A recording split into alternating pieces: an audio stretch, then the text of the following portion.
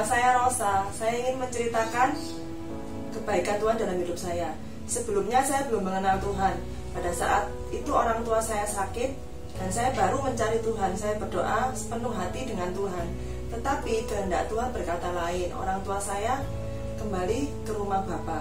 Dari situ saya belajar bahwa doa itu tidak untuk memuaskan keinginan saya sendiri, tetapi doa itu cara kita untuk bergantung pada Tuhan. Pada kondisi apapun kita, baik buruk maupun baik, kita tetap terima kasih dan mengatakan Tuhan Yesus itu baik bagi saya.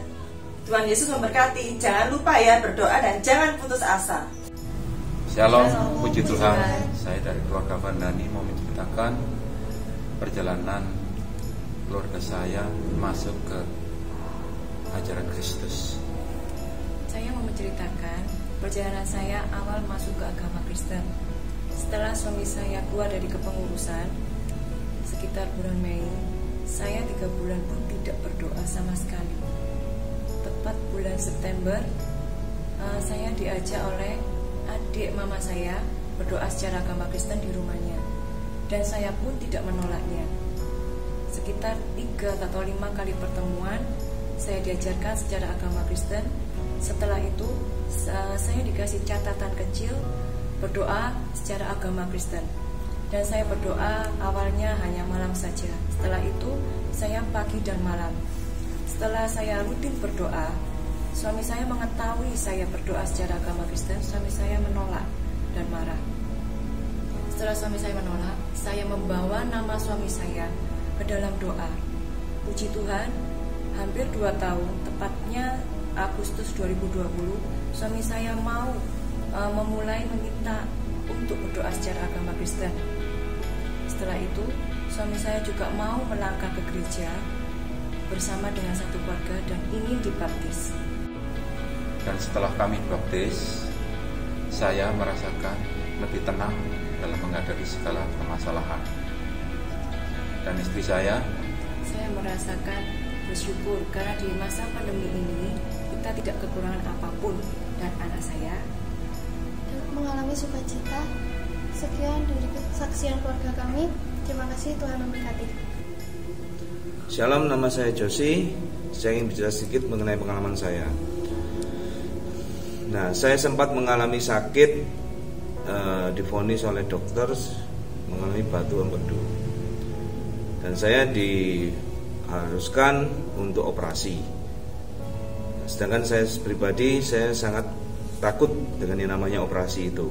Maka saya tanya ke dokter itu, apakah ada solusi lain, dan dokter itu bilang ada obat tapi tidak efektif untuk menyembuhkan itu, dan beliau tidak menjaminnya. Tetapi saya tetap memaksa, nggak apa-apa dok, saya akan tetap beli obat itu. Nah, kemudian sampai di rumah, saya ini mengalami kebimbangan. Ini kalau nggak sembuh bagaimana gitu. Tapi tiba-tiba ada sesuatu yang mengingatkan saya, yaitu salah satu firman Tuhan yang mengatakan imanmu menyelamatkanmu. Maka dengan penuh percaya diri dan berserah diri total pada Tuhan, saya setiap kali minum obat itu saya mengucapkan dalam nama Yesus. Dan ternyata setelah obat pemberian dokter itu habis, saya benar-benar mengalami kesembuhan total. Saya cek kembali ke dokternya, dan dokternya mengatakan luar biasa. Ini suatu kejadian yang luar biasa, karena gak pernah terjadi kesembuhan seperti ini dengan obat ini, kan gitu.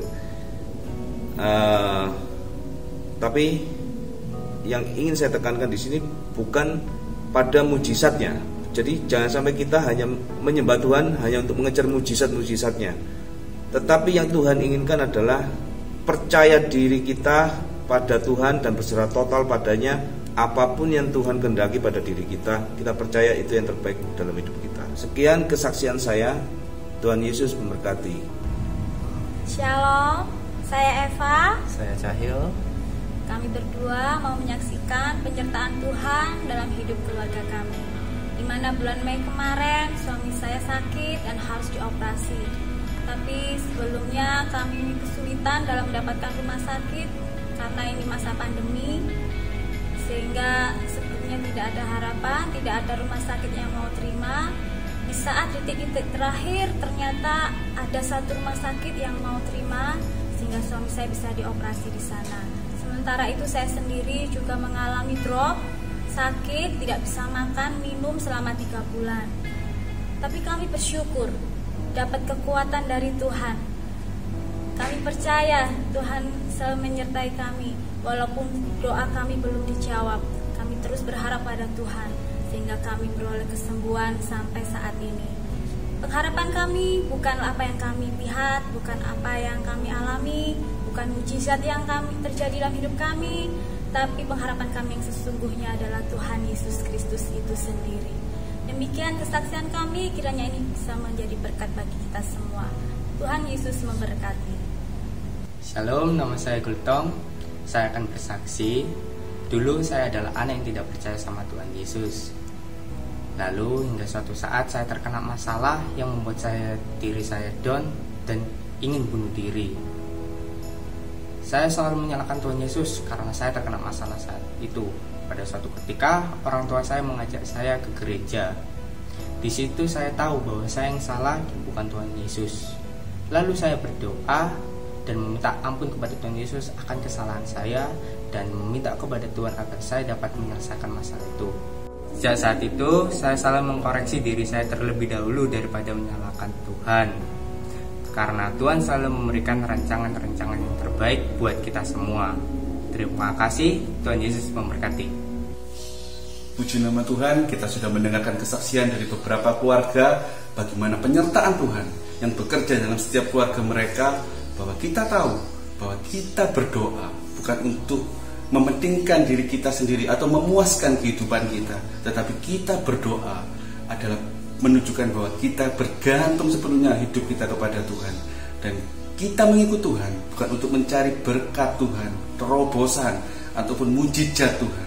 Kita mengikut Tuhan bahwa kita tahu bahwa berkat yang paling besar dalam kehidupan anak-anak Tuhan ialah Tuhan yang kekal turun ke dunia yang fana untuk menderita, untuk menebus dosa kita.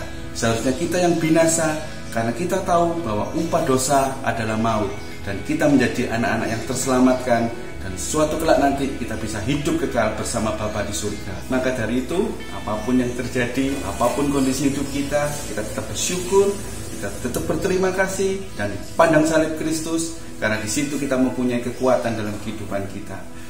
Saya ucapkan mewakili Jemaat GBD Kristus Penolong, selamat tahun baru, Tuhan Yesus memberkati kita semua. Amin.